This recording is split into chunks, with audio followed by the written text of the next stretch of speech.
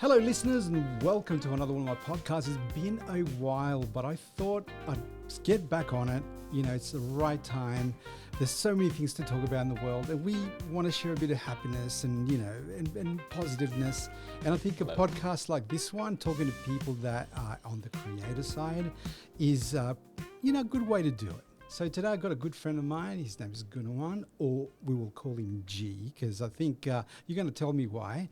But he is a Sydney-based photographer of different modes, right? I've seen your Insta and I've seen your website. Yeah, a bit of a jack of all trades. A jack of all trades, but there is an art to everything. So welcome. Thanks for coming on the podcast. Man. Thanks for having me. No worries. Yeah. So we're enjoying some coffees today, and we're going to talk everything about photography. We're talking about your journey, but we're also going to talk about, like how do someone starting in the photography sort of path, what are those roadblocks and what are those challenges that you're going to have to overcome, including like yourself, as in, your state of mind. And exactly. There's a lot to unpack on that side, right? Exactly, right. So that's what I wanted to sort of have this podcast. And this podcast is primarily about creators. It's primarily about teaching, those skills. And I'm so happy to have you on. Thanks, man. I'm happy to be here. Thanks for having me. Thank you. Yeah. So I read that you were born in Malaysia. Indonesia. Yeah, Indonesia. Apologies. Yeah. And then you immigrated as a child to Australia? No, actually, I was 25 when I immigrated here. Okay. Yeah. And obviously that was a big life change. That was a huge life change, man. As you know, if you've been to Asian country, they're really hectic and like all things are happening at all hours. Yeah. But when I moved to Australia, first time I tasted Australia when I was 19. It was 1999. I got here. I meant to come here for study. Mum sent me here. And then that was a bit of a culture shock because, 5 o'clock, all the shops are closed. They were. It was like no life. No life. Apart from the pub. Exactly. So I'm very used to that lifestyle of when I was back home in Indonesia, right? Like hang out with friends all the time. Came home, have shower, hang out again with friends. That just a bit of a shock when I got here. And everything's dark as well. If you look at the houses in the suburb, they're all really dark, right? It's not really bright. So I only lasted 7 months. It was that much of I guess it would have been. See, unlike me, I came as a child, right? And so I sort of grew up in that sort of environment. Did you feel a culture shock? Did you remember anything? Oh, absolutely. For me, everything was shiny and new when I came because I was 8. So I was a little bit younger. Yeah. And so it definitely sort of gave me that feeling of being somewhere like an adventure. Okay, so it's more on the exciting side. On the exciting side, because you're looking at it through a child's eyes. Yes. But you were looking at it through adult eyes. And obviously you already had your expectations of what nightlife should be. And so I can imagine this boring old Sydney town wouldn't have been the most exciting place. Back then, yes, absolutely. Yeah. I was like, this is boring, man. I'm going back. And some people are going to say that that's exactly what it's like now as well, because with, lockout laws and, so it's changed a lot. It changed a lot. It's a lot better now. Maybe because I've got a lot of friends as well now, social life and family. And I do. I have traveled in Asia, so I know that like if you get hungry at whatever time of the night, you can go to the hawker and you can get your food and street food, and you can go anywhere you want. Exactly. It's a bit dangerous in that way, but it is. But it's fun. Yeah, it is. Not the eating part, but the actual experience of being. But then, like if you're in town, you can sort of there's clubs and whatever where everyone's sort of hanging out, which is always good fun as well. Yes, 24/7, man. So then you went back.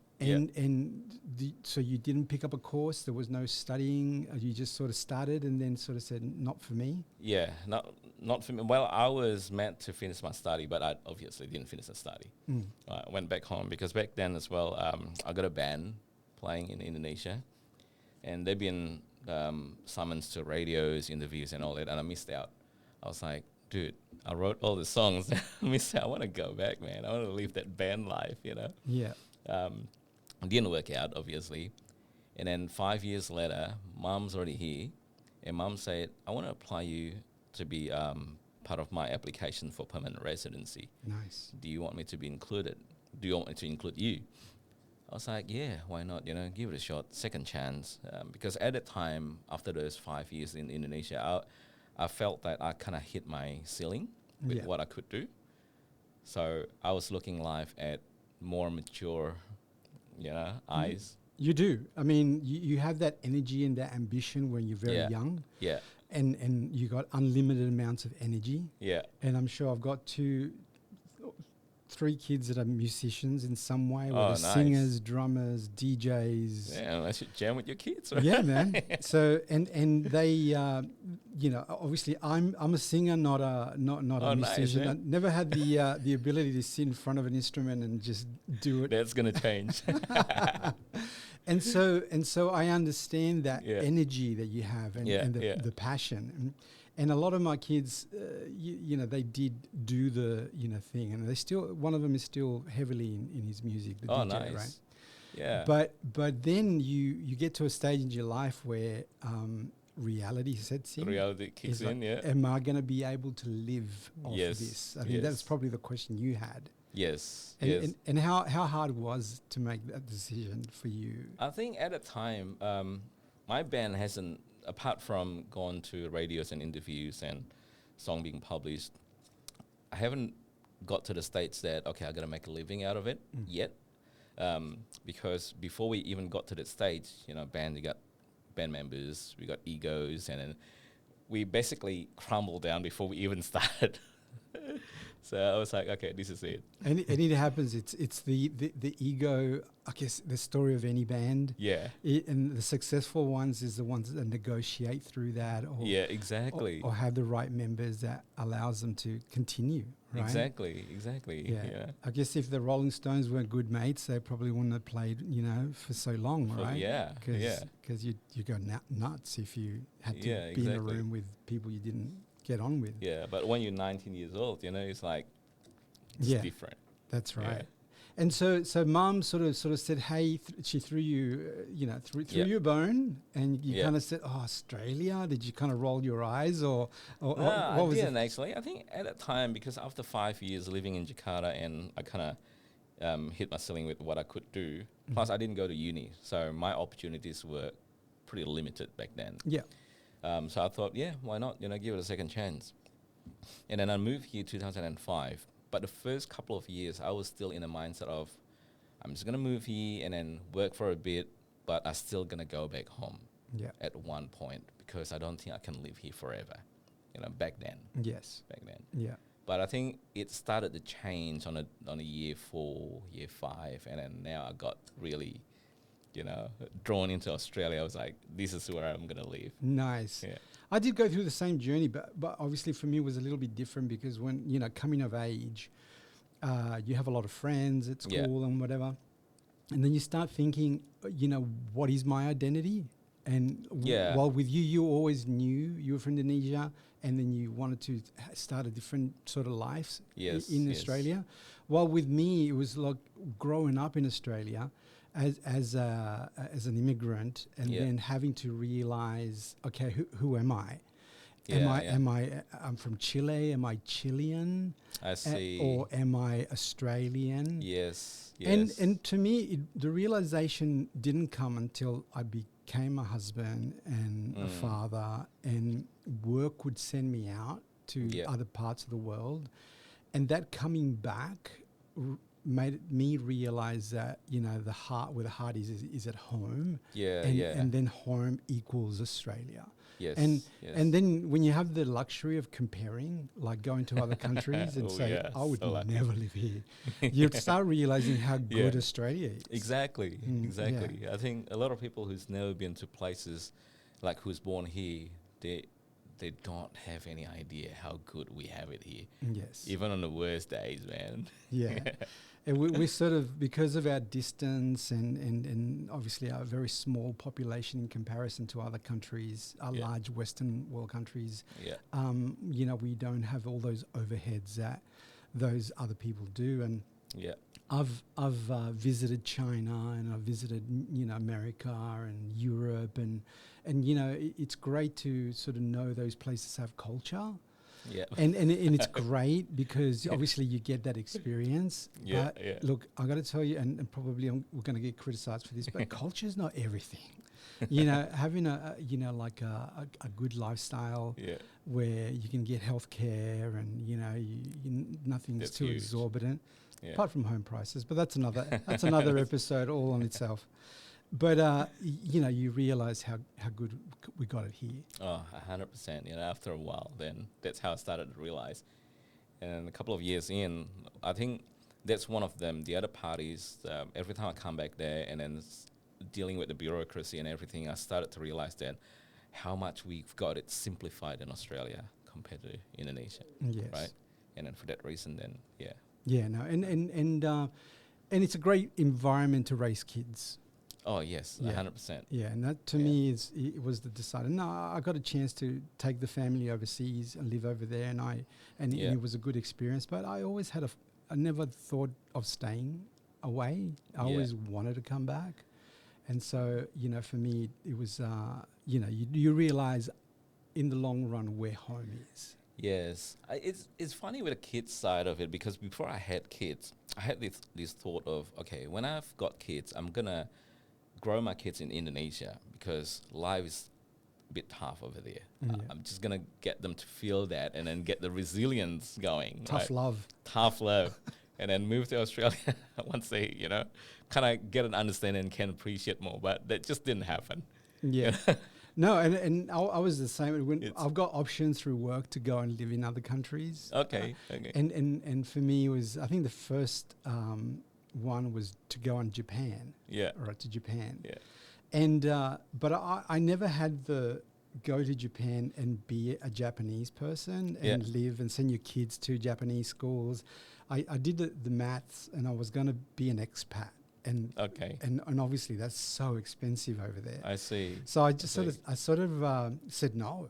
Yeah. And I kind of regret it, although I'm very happy in Australia. I think Japan could be a good option. Though. Japan's a good option, apart from radioactive fish. But like there's definitely some things happen, and then and obviously you end up in the right place. So you ended up in Sydney. Yes.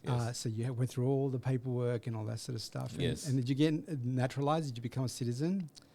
I am in the process now. Of it. Yeah. And then that's the final sort of, okay, I've fully crossed the line. Exactly. Yeah. Because I was that's something that weighed me down. I was like, I really want to go across, and then I said no, because I still want to run workshops in Indonesia and all that. But after the last visit back to Indonesia a couple of months ago, I was like, man, this is it. Yeah. and do you lose your nationality if you become? I will have to give that up. Yeah. Chili. Yeah. You do not lose your nationality. Oh, how good. I know. It's That's like so good. It's like, no, man, you want to go, we're never going to let you go. Wow, okay. I would love Indonesia to be like that. Yeah, so obviously for some reason that law is there. So once you're born there, you're always, it doesn't matter what you call yourself, you're Chilean all the way through. Yes. And so then you arrive, and then you probably ask yourself, well, what do I do with myself? Oh, 100%. And take me through that sort of that journey, because you're already an adult. Yes. And your mum's going, so what are you going to do with your life? No doubt, right? In Indonesia. My mum doesn't do that, actually. Doesn't she? If I follow, my mum spoiled me to the level of like a dangerous, but it's love. It's love. I really appreciate my mum. She's one of the most hardworking people that I know. Yeah, God bless mums. Yeah. So she didn't do that, but it's more like me that has that big drive. Like, what am I going to do here? Because my life in Indonesia was pretty busy. It's busy as in like busy, hectic, working, playing. When I got here, it's the totally brand new lifestyle. And I couldn't find a job. My goal was come to Sydney, to Australia, find a job, start working, whatever that is. Couldn't find it for the first 2 months. And I've got this one story that I keep telling, because this is like my bouncing like realization moment is sending in my applications, lodging everything in, phone interviews. One of the guys said on the phone saying that, hey, your English is not good enough, mate, and then hung up. I was like, fuck. Is it really? I thought I can speak English. And then I was like, okay, I'm going to do whatever it takes for me to learn English. So I started paying attention to radio. Like back then, there's McManus. Yeah. And then Colin Jackie, all those, radios that's sort of informal, so that I can learn how to speak, how to communicate, how to interact, and also the formal side of it, reading, and then got my dictionary ready. So when I come across a word that I don't understand, I would just like flick through the dictionary. Okay, this is the context, this is the concept. And for people out there, this is before Duolingo, this is before any of that sort of stuff. Yes. And I was like you have to read out loud and enunciate it, and because you need to think in English. Think in English, yes. Exactly. Yes. And then obviously you did all your revision, and you did your practicing, and then it flips, doesn't it? Your brain goes from thinking in Indonesian or Spanish for me to thinking in English as your native. It's really crazy how that happens. It is. And so okay, so then you got your sort of communication skill. Yeah. And then you're empowered. So what was the first job that you managed to get? My first job, that was what do you call it? Waiters in a restaurant. Okay. So hospitality is probably the most common role, for anyone sort of arriving in Australia. Yes. Yes. And so obviously that gives you a different type of skill. I only worked there for 3 days. Understandably, I would work 0 days, but that's just me. Okay. But and then that was the thing that like, this is not for me. That was the thing that, yes, because logistically that was a bit hard. That job that I got, I live in southwest Sydney, and the restaurant only opened very late for dinner and then closed at very late as well. So I finished at work at 11. I reached home at 2:30 a.m. So because of the no train and the bus and all that, I was like, okay, I can't do it every single day. Then someone from that job referred me to work in a butcher shop in Kingsford. Okay. And then that butcher shop opens at 7, so I had to leave home at 4:30 a.m. and it didn't shut until 6 or 7 p.m. at night. So it's like a long day. There's no opportunity for me to do something else outside that work at the time. Yeah. I was like, if I keep doing this, I will not have any opportunity to grow myself. So this is not for me. I got to give up the job, but I got to learn something else. Yeah, and because obviously then you start realizing how precious time is. Yes. As a kid, you almost think you got endless amount of time. Yes. But then you grow up and you're at this position now where it's like, I'm running out of time. Not that you really are, but you think like, I need to do something quick. Yeah. And for me, I was lucky. Unlike you, young, I did like a summer work at my parents' factory, and I realized that I never wanted to work in a factory ever again, and I need to do something. At least you tried. At least I tried, right? Yeah. Good money for a kid, but obviously not my forte. Yeah. And so then, when did photography or the love of photography sort of strike you? I think at that time I realized that, by the way, after I did a butcher, I quit the butcher, I started to go to the English classes. Mm-hmm. And then at the same time trying to apply for a day job. But I remember when I was in Indonesia, I did learn photography. I never took it as in like shoot on my own. Yeah. I always shoot overshadowing someone else's. Mm-hmm. Then I was like, okay, maybe I'm just going to push it forward. And then I started to say, hey, like open it up to the mates, saying that I am a photographer. I know how to do photography. If you know anyone getting married, then let me know. Yeah. That's how I scored my first client. That was on the 9th of December, 2005, Swiss Hotel in Sydney. All right, let me ask you. I've got to pause you there. Yeah. You must have been nervous as Oh, hell. hell yeah. I dropped my camera during the ceremony. My camera just like fell off. I remember the first time I've done anything Yeah. that required like that point in time, Yeah. and let's call it excellence. You have to be really good to get Yeah. to do it again, or to get Yes. invited to do it again, right? But I'm guessing like you had your you had your kit. Yeah. How before we continue with your story, Yeah. you know, obviously you had to prep, right? Yes. Where did that come from? What do I need to take with me? Because I think a lot of people would struggle with that the first time. Yes. Look, we don't know what we don't know. Yeah. That's what happened to me at the time. I only know that I got to rock up with 2 cameras, that's all. And then 2 lenses. And I was having one Nikon F75, which is film camera. Yeah.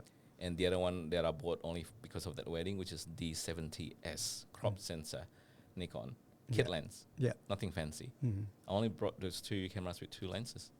And were they pro lens, like a big apertures, or were they just sort of like whatever you could get your hands on? I can't remember exactly. I think that's probably equal to 1855, 3.5 to 5.6. Yeah. Like a kit lens. Yeah. Nothing fancy. Yeah. And obviously that makes the job so much harder because you don't have that beautiful bokeh. You don't have like... I didn't know about that at the time. At the time? Okay, I'm jumping ahead. That's probably a good thing though. Yeah. So you get there. Yeah. You got your kit. You got your cameras hanging out. Yeah. You know, and then what was your wedding experience like? Did you kind of get the gist of what happens when? Because that's another factor, right? Yeah, From a yeah. wedding photographer. Yeah. Well, at the time, I was the reason why I jumped into photography and then wedding was because of the financial pressure. Probably like 20% passion, like 80% financial pressure. Yeah. That's why I didn't know all those technicalities about the aperture and then bokeh and then prime lenses, that sort of stuff, right? Yeah. But after that, I got referred to another job from that client. So that client is like friends of a friend, and then she's part of that big families, and then I ended up taking photos of a couple of family members of their weddings. Yeah.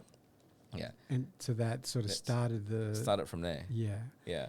And so going back to the first one, so what was your feeling at the end of the shoot? I mean, how describe that?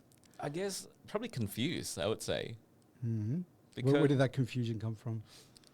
Because honestly, I didn't know what to expect to shoot wedding in Australia. I didn't have friends who shot wedding in Australia back then. So my point of reference is only what I've done in Indonesia, which is not much. And based on the information that the bride and groom provided me. So I had no idea the prompt for whatever the questions, like what's your family dynamics like? Is there anything that I need to be aware of? I didn't have any ideas to approach that. And I'm sure there's a story about that too, right? Because who asked, what are your family dynamics? Yeah. So I'll come back to that one.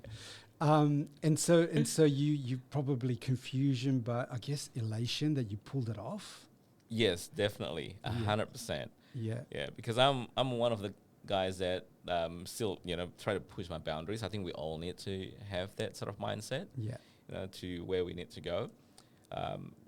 So that's basically what happened. I was nervous, but at the end of the day, I was confused. Didn't know how to approach that, and there's a couple of revisions after that.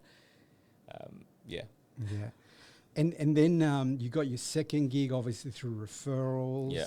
When did you realize this was going to be a thing? This was going to be your thing? I think probably around 2009, about 4 years in. So after I got that first wedding, I didn't jump in and do that full time. I got accepted to work in a call center. I mean, I was thinking ironically because I couldn't speak English. Yeah. But I got The a call job in center. a call center. Hey, that doesn't stop them now either. Yeah. So I think up to 2009, I was like, I actually enjoy it, making art and then dealing with people. And that's how I go, okay, I'm going to keep doing it. Yeah. Yeah.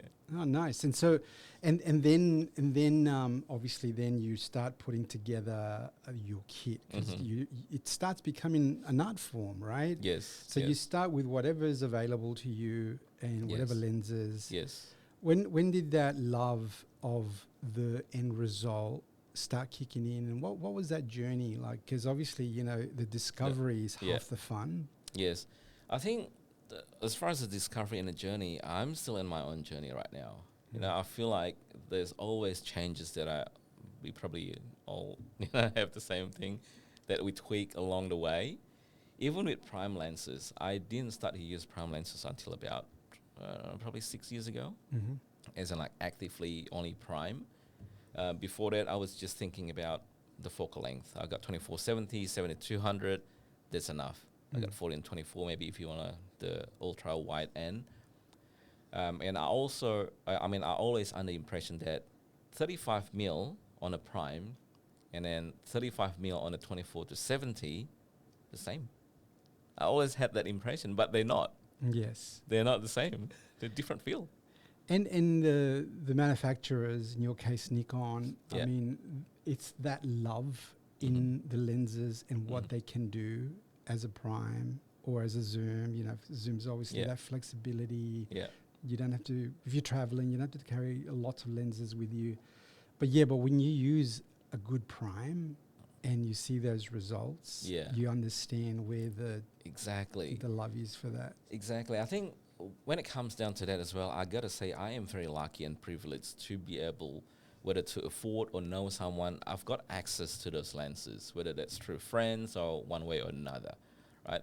That's how I get to know the differences. And there are people out there that didn't have that luxury of tap in or got access to those equipment, so they don't know what they don't know. And they're probably trapped under the same mindset that I used to. 35 mil on the prime and on the zoom are the same. They're not. Yes. Yeah. And then you started did you start collecting like cameras, for example, bodies? I mean, and what was the thing that you were looking in a body that would facilitate your work? I think at the time I was transitioning from the crop sensor DSLR to eventually the full frame DSLR. As far as the collecting, I didn't feel like I'm actually collecting bodies, although they do pile up along with the upgrades. But the intention was not to collect. That's basically to upgrade. Yeah. Yeah. And then you developed that, I guess, portfolio of equipment that then you used on your everyday. It became everyday carry, right? Yeah. Yeah. And so then you can hone in your art. When you know the equipment, just like anyone else, whatever trade, when you know your equipment, then you know how to get the best out of it. Correct. Yeah. Correct. Yes. And was there a time where you felt that the equipment wasn't doing it for you because it was more of an art than the equipment? It was, but I think that feeling definitely I had that. But I got to be honest. Now that I realize that's not because of the equipment, that's about us. Yes. Right. Photography is the extension of how we see the world, how we see things, in combination of what equipment that you think is right for to bring what we see to life. Yes. Yeah. And you're right, because I always obviously being in the YouTube environment, YouTube University, and YouTube U, and but then also being part of that sort of community. Yeah, one of the things that you hear time and time again is that you can start with any device or whatever. Correct. Because in the end, it comes down to your vision and what it is that you're trying to reflect through the images, right? Yep. One of the very first YouTubers that I was influenced by was a guy called Casey Neistat. Right. And you know, yes, so he's a New Yorker. Yes, everyone knows Casey. Like he was probably one of the first guys to in the videography, photography space to hit 10 million. Yes. He was pretty big, in his heyday, right? Yep. And he was the guy that started in these tiny little cameras that you just bought for like a couple $100, and that's how he and his brother made his movies. And to me, it was like, I'm glad that I watched him first, because for me it was never about the kit. Although after a little while you start realizing where the investment is. Correct. But it's that vision of and the storytelling. Correct. You're right. And it's funny, Casey and I started as well. I think it's good that Casey actually put himself out there, because I was always under the impression that you gotta be good looking. Yes. You know? Thank you. Yeah. I'm glad we touched upon this. And when I saw this YouTuber, which is Casey and I started at the time, first time I saw him was through the Peter McKinnon's YouTube. Yep. Like, who's this guy? He's like, he doesn't have that what they call golden ratio, but he's very confident. He's very like energetic, and he actually delivers. Oh yeah. And I looked him up. I was like, whoa, he's big. Yeah.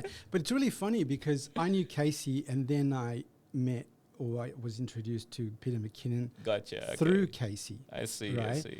And so for me, it was like, okay, and it's funny on the YouTube world when your worlds collide. Yes. When you're watching one influencer or one creator, and then you're watching another creator, and all of a sudden they do a collab, and it's like, like your mind explodes. And I always love that experience. Yes. So for me, like the whole kit aspect of it was always secondary, because I always wanted to sort of come up with something that would be a storytelling, right? Yes. So what is my story? I'm still trying to figure out what my story is, which makes it half the fun, because all that trial and error. But then now all of a sudden now you have a career in photography. Yes. Right. Yes. And grateful. And could I still say that wedding photography is still your primary? Yes, I would say. Actually, I think as of this year, probably that's no longer the primary. Oh, really? Yeah. I kind of transitioned into the education space since I'm onboarded with Nikon Australia. Yes. So I do a lot of teaching workshops, Milky Ways as well. I was in one of your workshops, which is kind of cool, because that's where we met, right? Exactly. Through Nikon. Exactly. And so that's great, because you honed your skills. Yeah. You do it under pressure. Again, I've got to say, weddings are pressure. Yes. I got married once, and I think that's the only time. I don't know, these people that get married twice, 3 times, I don't know, they're crazy. But being on the other side, like as a photographer for the wedding, capturing those very unique, but at the same time precious moments. Yes. And I have seen some of your wedding photography on your website, so check it out. If like I'll put the link in the description of the podcast and all that sort of stuff. But it's that art, but capturing that moment in those weddings that put you in the pressure, because it is a moment. It is a moment. You can't say, wait till the golden hour comes back tomorrow and let's do it all again, right? No. And so and so for me, you've honed those skills, because you're doing it in the field, and now you've transitioned into teaching it. Yeah, which is beautiful. Yes, I think the whole aspect of nurturing other people to follow on the footsteps of something you love. I mean, obviously you try to do that with your kids, but it doesn't work out most of the time. But for someone that's really attentive and wants to do it, I think it's an amazing opportunity. I think that's probably where I want to end up as well, like teaching as well. Yeah, do it. And for me, the whole start of my YouTube channel, sort of showing people how I make mistakes, and as I'm learning through the process. Yes, because we all do. Yeah, and but telling people, hey, by the way, I did that and it didn't work. Maybe you should do it that way. I think that's also good. Yes, good keep content. It real. Yeah. Exactly. Keep it relevant. And so, tell me a little bit about it. For people, obviously, the nirvana would be to be an ambassador like you for a very successful global brand, right? Like it is Nikon. How does that eventuate? How does that happen? That's interesting, actually, because I don't know. I actually don't know how Nikon found me, but I consider that as the COVID blessing. Okay. Because at that time, that's world shut down, everyone's at home, and then someone reached out to me based on my photo of a macro shot on a macro lens, a Lego, and I created something looks like Antelope Canyon using the brown bag, kind of thing, and just spread the red sand that I collected on my road trip, and then put the Lego toys in it, and the Lego holding a camera. And I posted on Instagram, and at the time, my followers only like less than 2,000. So I wasn't even big, right? And then someone reached out to me on DM, on Insta, saying that, hey, G, what cameras do you use? I got messages like that, and I always respond because people ask me for recommendations, that sort of stuff. So I said I used the Nikon Z6 and the Nikon D750 back then.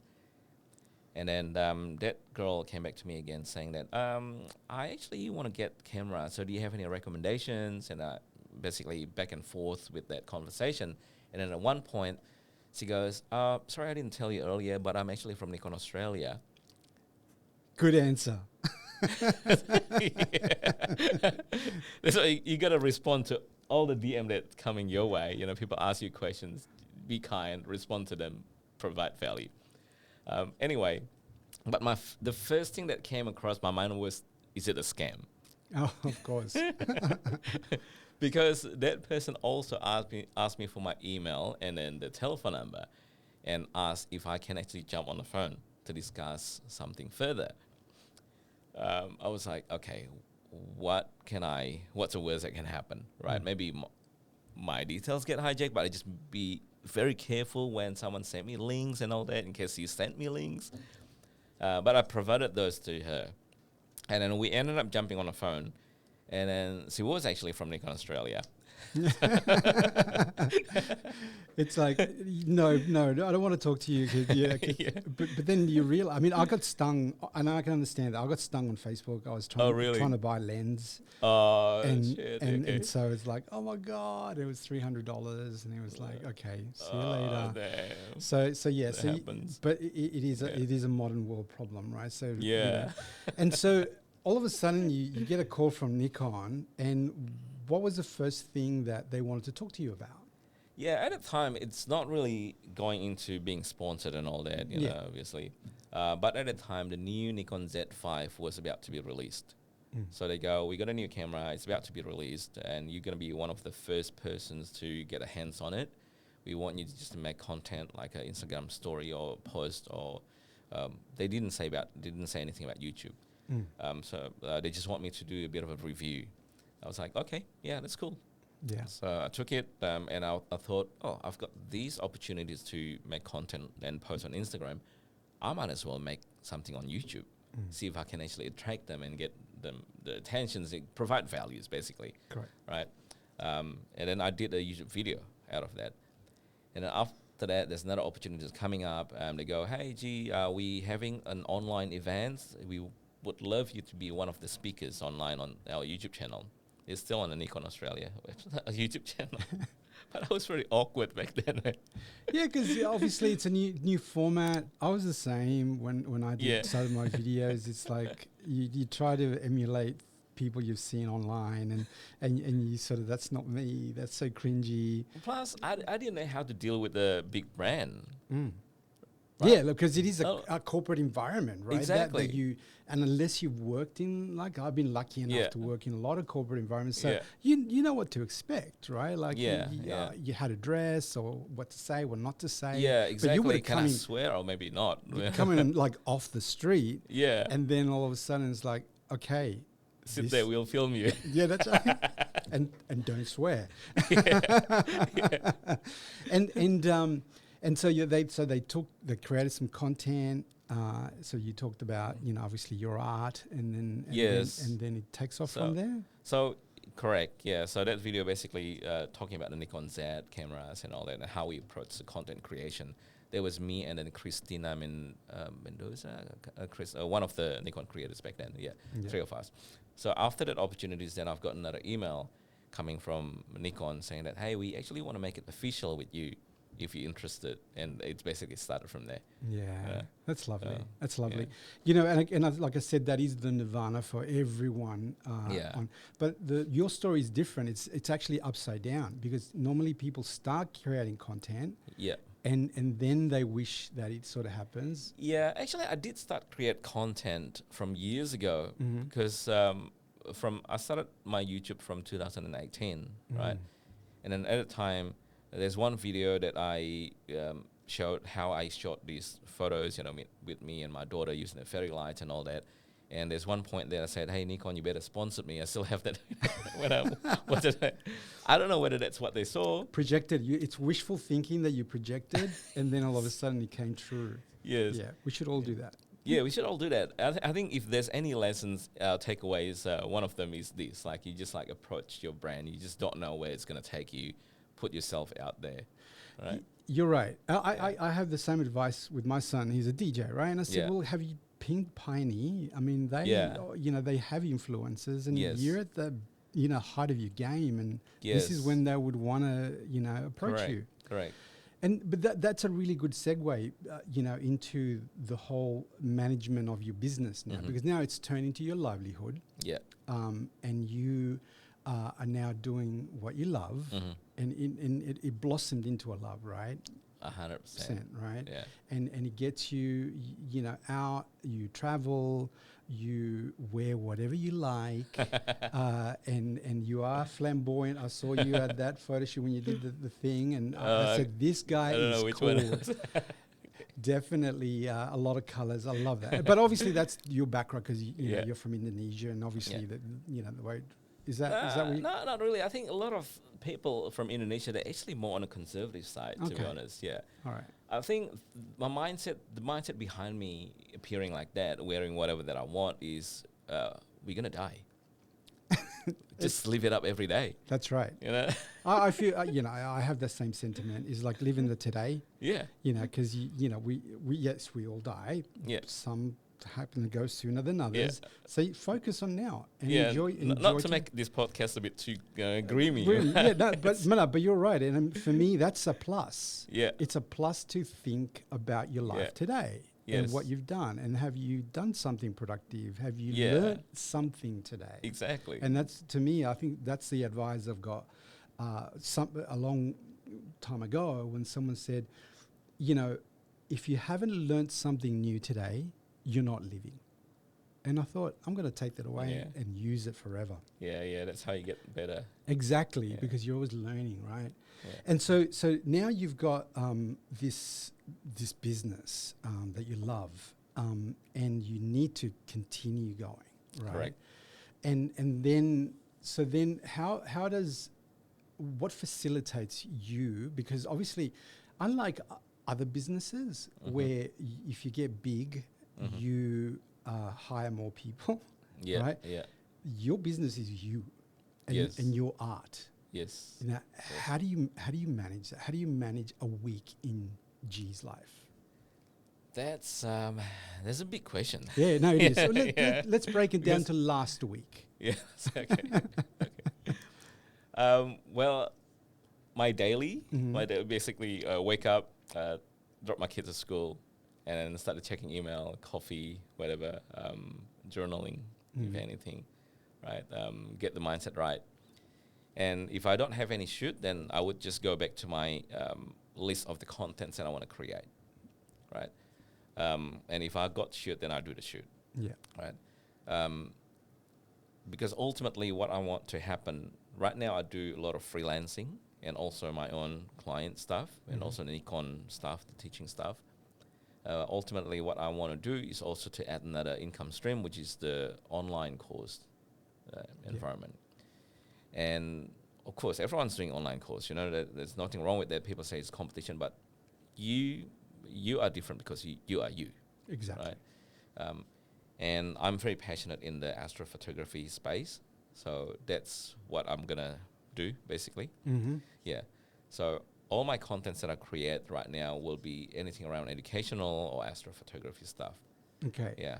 So you primarily work through email. That's your primary source of leads and things like that, right? Emails, website. Website. Yeah, which is my And website. and then how much is social media sort of also helping in that, or is it still just a side thing that helps your like your online? I think image? it's hard to measure, hey, from social medias. Mm. I don't think we can measure the conversion rate from social media as how much it impacts your business. I can show you Yeah. how. Yeah. That's another story. Because the way, I will learn from you. The way I look at it is the social media is the extension of yourself. Mm. That is one of the contact points that people get to know you. Yeah. I can't measure the conversion, but that's basically you trying to attract people to inquire, whether that's through DM or through the website. Yes. Right. And so when you sort of triaging, let's call that your emails, you'll get some that are like, hey, potentially, like a job. Yeah. And then you sort of carve out your week, Yeah. depending on those jobs. Yeah. But then you get to travel. I mean, you're going to Brisbane tomorrow. Yeah, I got to shoot in Brisbane tomorrow. And so obviously that takes a chunk of your of your time. Yes. And so that needs to be factored in as well. Yeah. Yeah. How far ahead do you plan your calendar? I would love to plan it at least 6 months ahead. Mm-hmm. I would love to, but because I do freelance, sometimes the jobs just come in last minute. Yeah. So I just have to mold my routine around that. Mm. Like this Brisbane job, it didn't come to me until last 2 weeks ago. Yes. Yeah. And so you have to sort of make sure your schedule's there. Yeah. Do you have to reshuffle things? Like, for example, your own personal content creation? Yes, Like that takes a side line? If there's nothing on that day, then that's easy. You know, but if there's something on that day, then I will either say no to that job or I have to reshuffle things. Yeah. Yeah, the family stuff as well. Yeah, that's right. Let's not forget that we do have a life, right? Exactly. And that it's not just about work. We were talking about earlier about work-life balance, which I like to call work-life blend, Yeah. because it should all mix it. And I think it makes a big difference when what you do and you love it. Yes. Because it's all a love. It's like work. Yeah. life, work. Yeah. But when you like, for example, when my kids were little and the phone would ring after hours, then you straight away that was Dad's phone, so like you go quiet, don't make noise. Yeah. And it's sort of like that's just a very basic example of how eventually like your life works out. Yes. This is what Dad does. Yeah. And this is how Dad provides. Yeah. And when they get older and they understand that. Yes. But then at that time though, they don't realize how cool it is. Yes. And then maybe one day they'll say, I want to do what Dad does, Yeah, I think so. Yeah. I kind of have that realization now as well, even though, because my kids now on the teenagers years. Yeah. So probably a bit rebellious and all that, which is like teenager stuff. But I think they eventually will realize that, I probably want to do what dads do. Yeah. Yeah. And or a hobby or something, because Yeah. I always feel that there needs to be a balance, right? Our Yeah. modern culture, especially in Australia and other sort of Western countries, is all about digital and consuming digital media, right? Yes. But for me, I think we have to force ourselves to do something that is creative, Yeah. and that requires you to do something away from a screen. Yes. And uncomfortable. Yeah, and challenges And you. challenges. Yeah. Yeah. Whether it's physical or whether it's, putting yourself out there, like in front of people. Yeah. Because as an ambassador for like Nikon, you also had to put yourself out there because you have to talk to people you never met before. Exactly. And people are funny, right? Like you get a batch of people and you don't know who's going to be the, like the bad batch or the good batch. Yeah. But I think it has to be, the mindset has to be flipped. It's not that after you get an opportunities that you then put yourself out there. You have to put yourself out there first, not knowing whether there's going to be opportunities or not. But I can guarantee, I can promise, if you put yourself out there and you give value, you will make progress. Yeah. People will reach out. Yes, and because obviously with all the experience that they learned that you have, makes it so much more attractive to find you, right? Yeah. And whether it's on your website or whether it's social media or even word of mouth, You Yeah. know, it just Yeah. becomes, you know, an ongoing Yes. thing, right? Yeah. So I want to come back to the sort of wedding thing, because you do, so obviously there must be some rules about dealing with people and family dynamics. Yeah. You know, Yeah. I Okay. want you Okay. to sort of tell me a little bit about that, because obviously every family is different, right? 100%. Yes. I know, for example, when I was a young father Mhm. and I had my kids, I would take pictures of all the kids wherever they were. Okay. And sometimes they'd like roll their eyes when they weren't in the mood or whatever, but most of the pictures were okay. Yeah. But as they get older, or, you know, then all of a sudden you have these rules that you have Yeah. to follow. You can only photograph me like this, or, you know, I see. this Yeah. is, but It's like does that come up in wedding photography? it does come up. Yeah. It does come up. The most common for women is like my arm's too big, you know, and but it also gives that's a learning ground, right? So, excuse me. So, whenever you come across challenges like that, this is also another takeaway. I hope is don't shy away and then don't complain. Don't complain saying that, oh, my client's like X, Y, Z, therefore the photos doesn't turn out great. But take it as a learning and then think about how I can troubleshoot that. When I say troubleshoot, it's not necessarily means that how I take the photos, what photos to take, what to poses. It's a bit of everything. It's even from the very first contact point when you talk to your client. Yes. Because if you can put your client at ease, put them, you know, make them feel comfortable from the very beginning, they're going to trust you a lot more. Which lead to when you're doing the shoot, they're also going to trust you, and they're also going to follow your directions Yes. as well. And because they do have to trust that you're in their hands. Yes. And their image that you're Yes. capturing Yes. is going to be the most flattering one that they would feel. Yes, should be. absolutely, absolutely. Of course, there's a way that you got to use the certain lens, like more compressed lens, rather than a wide lens coming closer. You know, it's going to make the distortion is going to make the person look a bit more. With the size of my head, that's the last thing I want. Yeah, exactly. Don't stay in the corner on the wide lens. Yeah. You come out with that wide sort of like look. Exactly. But clients don't know that, Yes. right? So that's you stepping in with your expertise, you know, doing things like that. But I think all of those managing the client's expectation like that, you know, whether that's a body image or whatever that might be, that also I'm going to take a couple of steps back to the putting yourself out there thing. Because when you put yourself out there, you show your work, you show your style, you show yourself, how you carry yourself, how you talk. That's going to resonate a lot better with the clients that approach you, which also means that the clients that's coming back to you, they already know how you work, how you talk, and you're going to have less clients that's going to say, I don't like these photos that you took, I want something on my own, because they're already accustomed to how you work. Oh, okay. So they already have this preconception of what you can do. Correct. And I want one of those. Correct. Just like that. Correct. So they're already like 80% wanting you, rather Yeah. than reaching out to you because of you have a good price or whatever the case might be.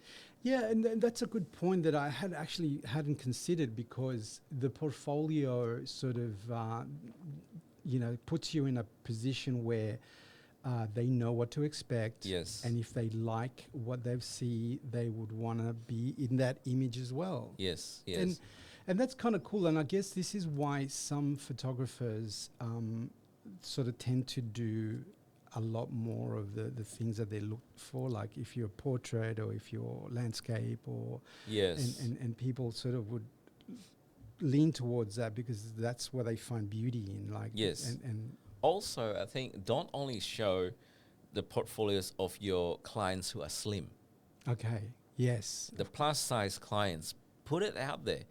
I know that there's a lot of photographers of, you know, my friends only put portfolios that if the clients look like model, but not everyone look like that. that's right. You want to appeal to the masses. To the masses, correct. Yeah, and look, I for me, there's advertising and there's advertising, right?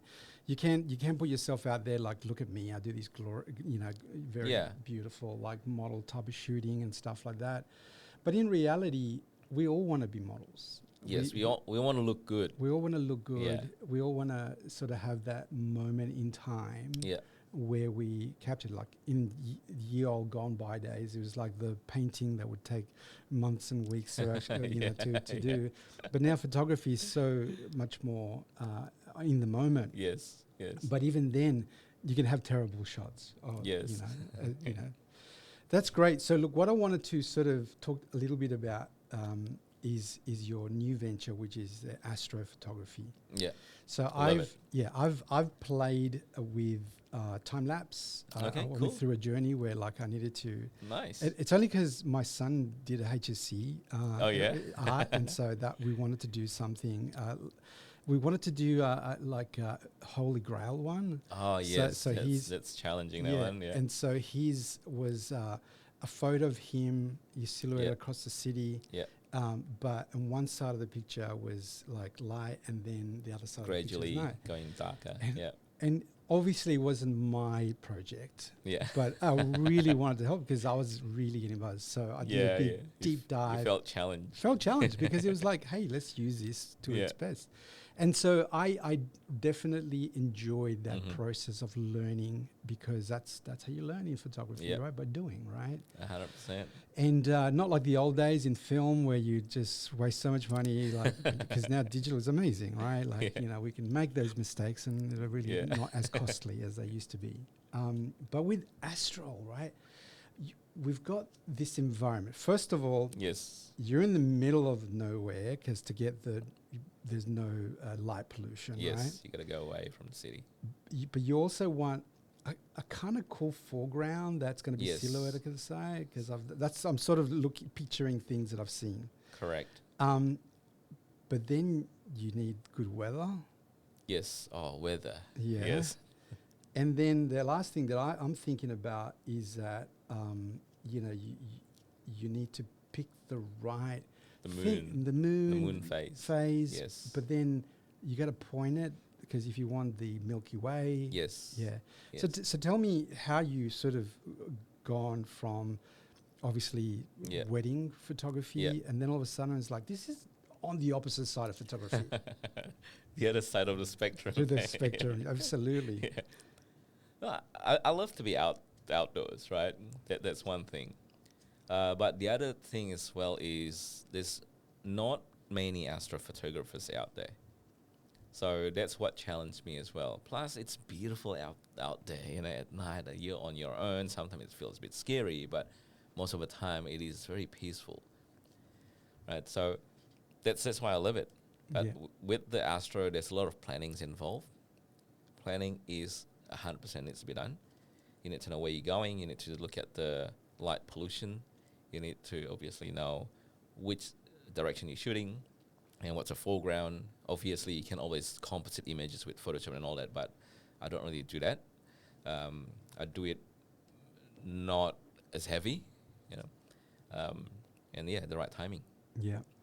And sometimes too, you the subject itself needs to be selected, right? So one day could be a part of the galaxy, or a combination of that beautiful sort of like galaxy background, but then a foreground as well. The foreground, correct. Yeah. Yeah. And there is a technique that I've noticed that if you sort of light the foreground, it sort of pops.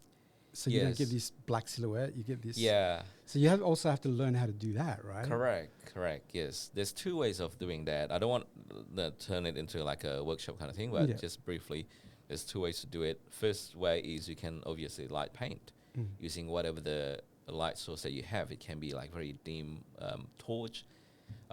Or the second option, which I prefer, is to composite the image, the foreground, the background, the sky, but you shoot the foreground when there's moon, before the moon sets. So you, pick the day, or pick the night where the moon's about to set. It's not too bright, but it's bright enough for the foreground. You shoot that, keep the camera still, and once the moon's gone, you take another photos. Yeah, because you want that natural transition between the foreground. You don't want harsh light. You don't want harsh lights. Plus, it's even, right? When there's moonlight and there's a vast landscape, it's just lit evenly. Yeah. Yeah.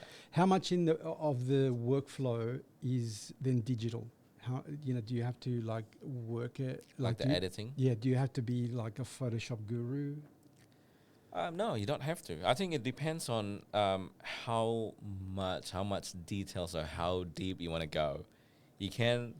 There's a couple of steps. Like the first step is just Lightroom, masking sky, masking foreground, do the editings, and that's done. If you're happy with that, most people are happy with that. Then that's it. I do the Photoshop as well. After I do that, I bring it to the Photoshop, and then just separate the sky and the stars. Mm-hmm.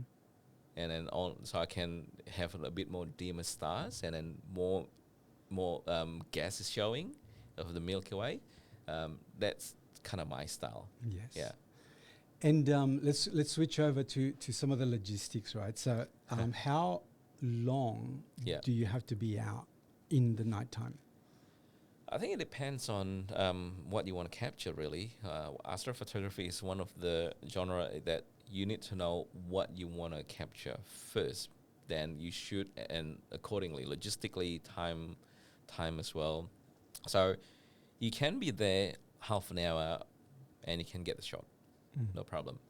But if you want to make time lapse, obviously, you need at least 2 hours, at least. If you and even 2 hours not really a good time lapse.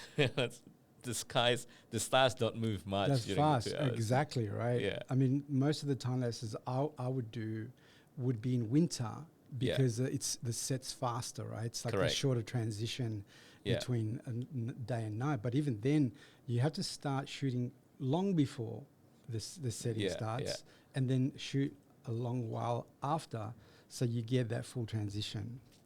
Oh, if you want to do a holy grail, Yeah. yes. But that's a challenging part of it. Some cameras sort of, I know at the time I think I used Lumix. It had a really good sort of sensor Okay. that allowed for that. Yeah, And so, but that was innate in that body that it allowed you to do that.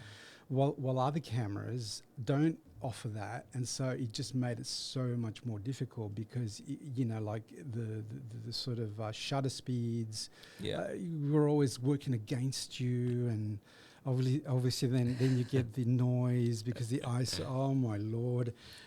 For a HSC project, I did a lot of work on that one, and it wasn't even my HSC project. You just enjoy it. I just enjoyed it so much. And so how often are you doing the Astro stuff now? Whenever I can. I'm planning to go out tomorrow night, Sunday night actually, or even Monday night.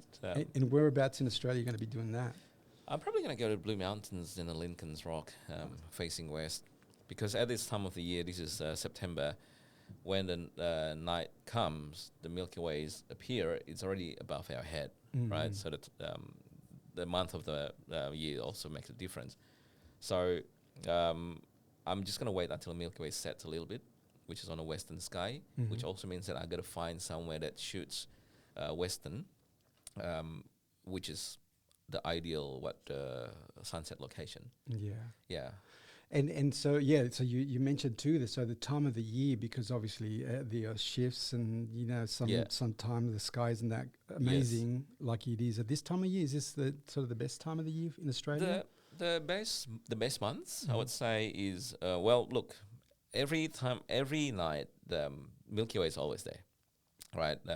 But when I say the best time, it just means that when the Milky Way core actually visible during the dark times of the day.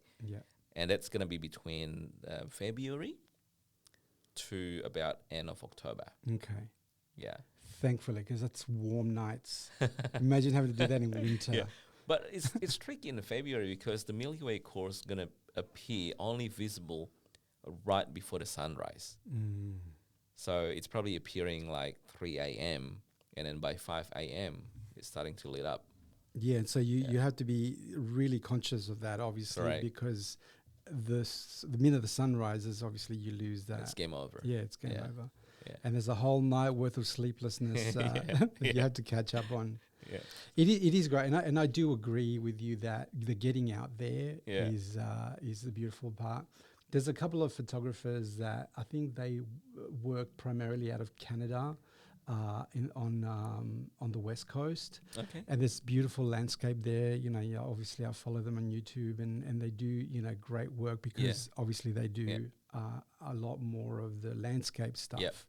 But that landscape mixed with astro, you know, sometimes you get some glorious shots. Oh, it's amazing. Yeah. You know? And obviously once you sort of get your shot, how do you, I mean, what's the best way to show them off? I mean, do you think on a website does justice, or do you print them? No, I or- think prints probably Yeah. does justice. Yeah. Yeah. Website, let alone Instagram on it, Lil. I know, it's like you just a blur of nothing. Yeah. It's funny how we reduce ourselves to that, isn't it? Yeah, exactly.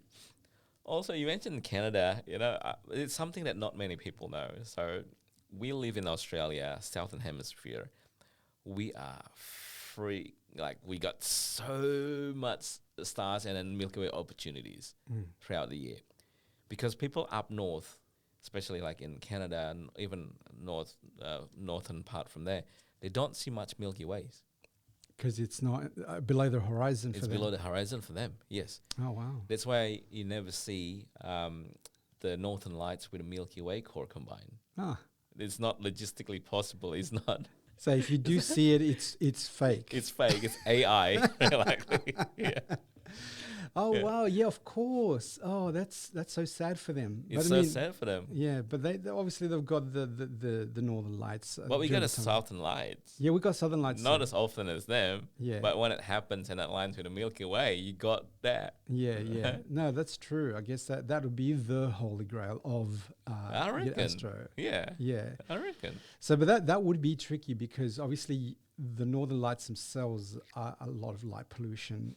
You know. Yes. So trying to get that blend would be Correct. Yeah.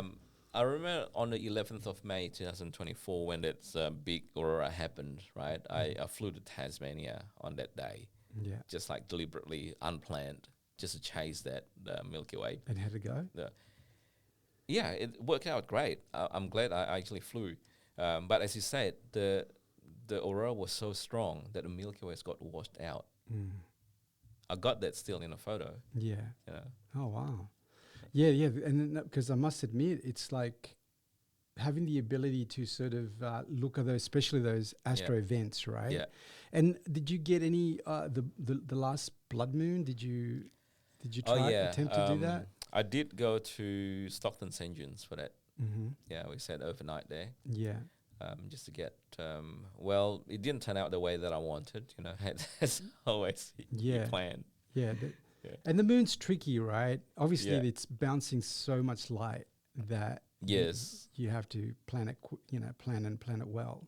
yes. The shooting moon's always tricky, but when it turns to the blood moon, that's actually the darkest, darkest part of the darkest moment of that moon. So that was actually pretty dark. Yeah. Yeah, I shot ISO 3200, f2.8, and 1 second. 1 second. Yeah, Yeah. I couldn't go more than 1 second because Because you get blur. exactly Yeah. it moves. The other day I saw a really good shot. It was a moon rise. Now, please, I don't know Oh, whether this yes. is AI or not, Yes, but obviously because of the magnification when it's at the horizon, yes. and it was Yes. moon rise with the city behind it. Was it Matt's? I think Matt's? so. Yeah. And That's that- real. And that's gorgeous. That's real. Because you can align the moon. The moon looks a lot bigger when it just rises. Just that. Yeah. And you shoot with a long lens from a location that is furthest that you can go away from the foreground. Mm-hmm. Not from the moon, obviously. Yeah. You know, from the foreground.